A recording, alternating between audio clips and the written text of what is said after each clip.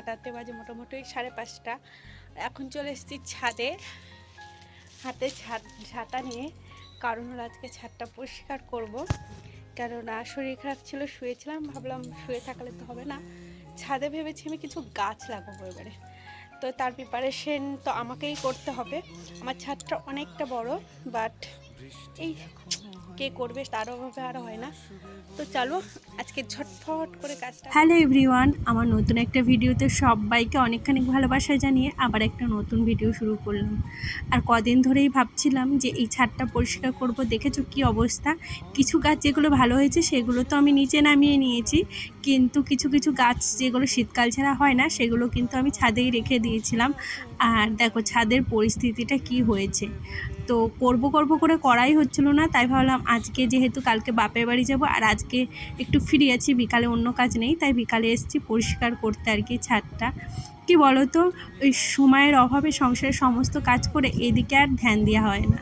যাই হোক, ছাদটার পরিস্থিতি ভীষণ খারাপ ছিল। একটা ট্রে ছিল এখানে, আমি যেটা সরাতে পারিনি আমার বরকে দিয়ে সরিয়েছি। আর এই যখন জল দিতাম তো নিচে মাটিগুলো না ধুয়ে ধুয়ে পড়তো, সেই সেটাই আমি একটু গুছিয়ে রাখলাম। আর এই যে ট্রেটা দেখছো, এটা সরানোর সময় কিন্তু আমার বর আসেনি, ওটা কিন্তু আমাকেই সরাতে হয়েছিল, অনেক কষ্ট করে সরিয়েছিলাম।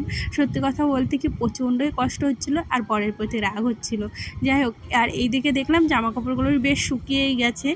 আর যেহেতু ছাদটা ঝাড় দিচ্ছি ধুলোবালি যাবে, ওই পাশটা ঝাড় দেওয়া হয়ে গেছে। আমার ছাদটা না অনেকটা বড়, বেশ খানিকটাই বড়, অনেকটা বলতে একদম ছোটও না একদম বড়ও না সেরকম ধরনের। তো এই যে ছাদে কিছু নারকেল পাতা মেলেছিলাম, তো এই দিক ওই দিক হয়ে গেছে, তো সেগুলোই এখন গুছিয়ে গাছিয়ে এক কাছে চার দিয়ে রাখছি আর কি।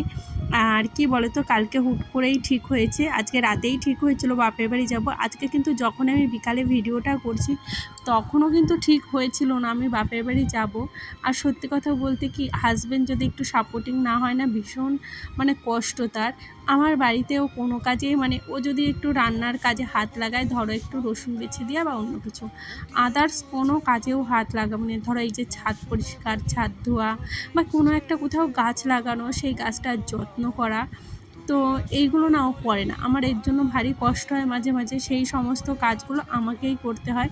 যাই হোক, আমি গাছ লাগাবো, কী গাছ লাগাবো সেগুলো তোমাদের পরে কোনো ভিডিওতে শেয়ার করে দেবো। আর এটা হলো পরের দিন ভোরবেলা ভিডিও। এখন মোটামুটি ওই 4:30-র কাছাকাছি ছাদে এসেছিলাম সর্ষে নাড়তে। পিসে হুট করেই বলেছে, শোন আমি তোদের বাড়ি যাচ্ছি, সর্ষেগুলো অনেকদিন মেলবো মেলা হচ্ছে না, তো মেলে দিই। তো আর ওই দেখো ট্রেটা আমি আবার ওইখানে এনেই রেখেছি, একটি বেগুন গাছ হয়েছিল। যাই হোক, তারপরে এই যে ছাদটা এত কষ্ট করে পরিষ্কার করলাম, আবার কিন্তু নোংরাই হলো, আবার পরে এসে পরিষ্কার করতে হবে। আর আমারও অন্য কোনো জায়গাও নেই যে এগুলো রাখবো। আর এখন বাজে মোটামুটি ওই 7:30।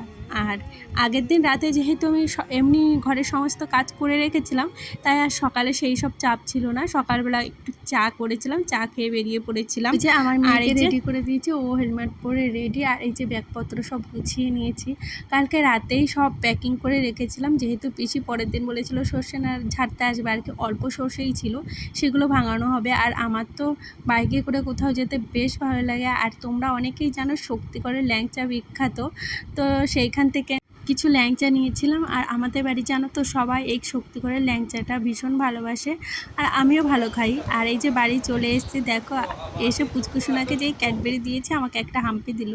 আর বৌদি আগের থেকে এই যে রুটি আর ঘুগনি রেখেছিল, কেননা আমাদের বাড়িতে একটু দেরি হয় আর কি রান্না করতে, সকালের খাবার খেতে। তো সকালবেলা আমাদের এটাই দিয়েছিল খেতে, আর সাথে ল্যাংচা দিয়েছিল। আর মা খাসির মাংস রান্না করছে। আর আমার না শরীরটা আসার পর এতটা খারাপ ছিল, আমি আজকে যেটুকু টাইম ছিলাম আর ভিডিও সেরকম একটা করিনি। কফি কিনে এনেছি, এটা 2 টাকা পাতা আর কি। আর এর সাথে একটু নারকেল তেল দেবো।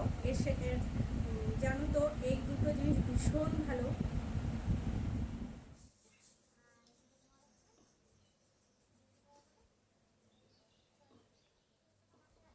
তো চলো 3-4 মিনিট পর আমি এসে আবার দেখাচ্ছি মুখটা কতটা ভালো লাগে। বন্ধ করা আছে। এখন মোটামুটি বিকাল 4:30 বাজে আর আমি বেরোবো মোটামুটি 5টা নাগাদ। তো 4-5 ঘন্টা ছিলাম। আর এই যে মার জন্য একটা ছাপা শাড়ি এনেছি। মাকে যতবারই দামি শাড়ি দিই না কেন, মা বলেছিল আমাকে ছাপা শাড়ি দিবি, তার জন্য ছাপা শাড়ি এনেছি। আর এটা হলো আমার দোকানেরই শাড়ি। আর পুচকু সোনার জন্য একটা জামা এনেছি আর বাবার জন্য একটা জামা এনেছি। বৌদি কদিন আগে গিয়েছিল, তখন কিন্তু আমি দিয়েছিলাম বৌদিকে। আর এই যে পুচকু সোনা দেখো, আমাদের বাড়িতে একটা কাক এসছে আর সেই কাকটাকে খেতে দিচ্ছে, বলছে খা খা।